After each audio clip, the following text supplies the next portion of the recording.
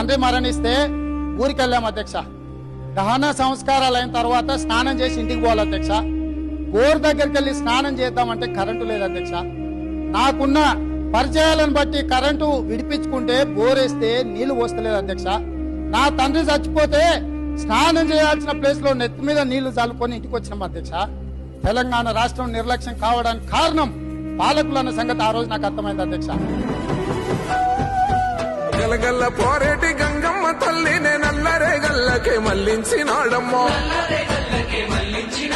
కాళేశ్వరము తోటి లక్షల ఎకరాలు కలకాల నాడించే మన పెద్ద రైతన్న. ఎట్టుండే మన పల్లెలు గతమంతా నెర్రెబారిన నేలలు.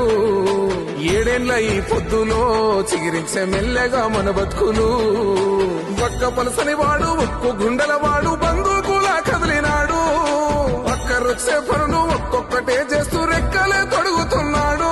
పేద తల్లి కంచంలోన పెరుగన్నమైనాడు. అందరినీ ప్రేమించే మన చంద్రశేఖరుడు.